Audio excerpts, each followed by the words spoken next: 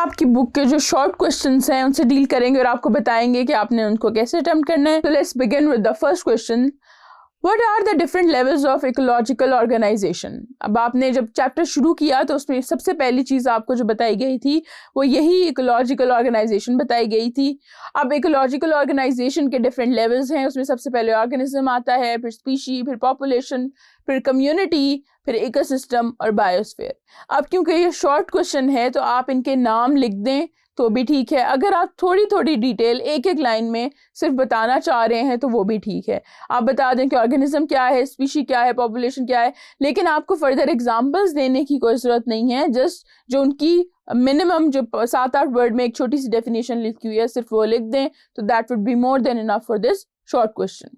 Now the next question is define ecosystem and it's components. तो इसमें आप ये करेंगे कि सबसे पहले आप इकोसिस्टम की डेफिनेशन लिखेंगे।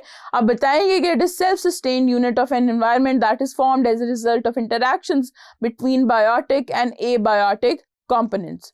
फिर आप उसके कंपोनेंट्स बताएंगे कि दो तरह के होते हैं, we have abiotic components and we have biotic components, और उनकी डेफिनेशन लिख देंगे। अब ये सारा लिख दें तो that would be more than enough for this short question.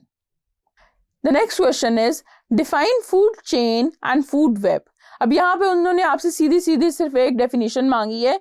आप फूड चेन बताएं कि food chain is a series of organism with an ecosystem in which each organism feeds on the one before it and is fed by the one after it.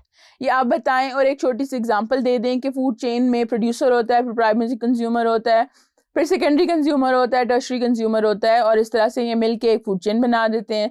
फिर आप food web की तरफ जाएं, उसकी definition बताएं, फिर आप बताएं कि फूड वेब्स बेसिकली बनते कैसे हैं। वो डिफरेंट फूड चेन से मिलके बनते हैं और नेचर में कॉम्प्लेक्स किस्म के रिलेशनशिप्स एग्जिस्ट कर रहे होते हैं बिटवीन ऑर्गेनिजम्स, और वो एक वेब का स्ट्रक्चर बना देते हैं, that is called a food web. तो ये आप लिख दें, that is more than enough for this short question.